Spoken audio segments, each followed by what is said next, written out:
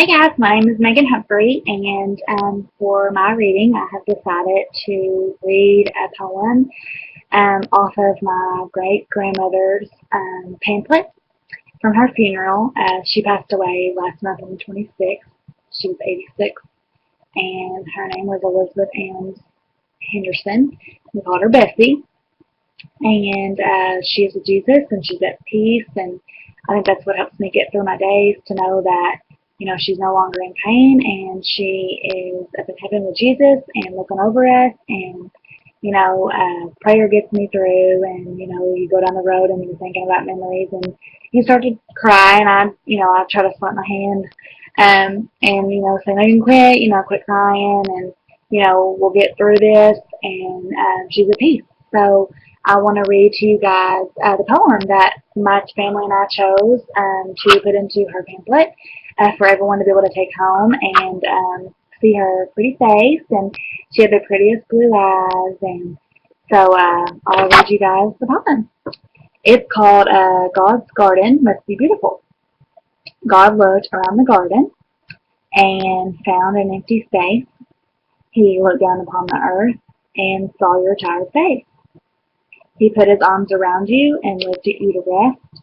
God's garden must be beautiful, for he only takes the best. He knew that you were weary, and he knew you were in pain. He knew that you would never be well on earth again. He saw the roads were getting rough, and the hills were hard to climb. So he closed your weary eyelids and whispered, peace be fine. And I guess the part about that is, he looked down upon her and saw that she was getting tired, and she was. She started having more and more problems, and I think she tried to stick around for our family, and, we would always tell her that, she doesn't have to do that, go be peaceful with Jesus, and, we'll all be fine. But I guess my favorite memory as my great-grandmother is she had a little small house. It was cute as could be, in the middle of town, and she had a path that went around her house. And me and my cousin Laura would go over there and spend the night, and she, had us our room and all decorated and our own beds, and we would go over there and spend the night, and she would cook for us, and she would just love on us and just tell us how much she loved us, and she would watch us as we ran around the house, and we would race each other, and we always had to have competition, and of course she would always tell us both, you guys, you both did well, and she'd always keep our spirits up, and she just was such a loving woman, and she had the prettiest blue eyes, and I miss her, but I know that she's at peace and she's doing well up there with Jesus, and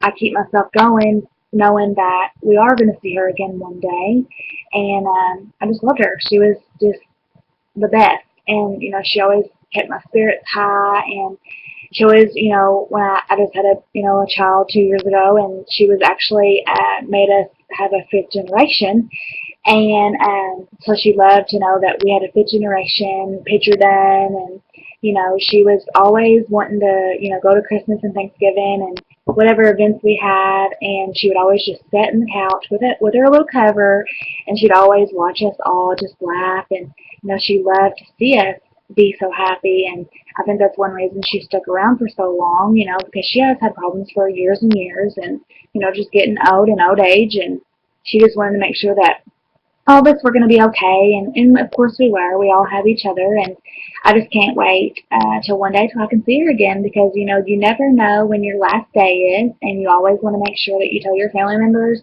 and your close friends that you love them and hug and kiss on them, and and just have no regrets if they were to pass. So I guess that would be my advice to anyone. Thank you so much.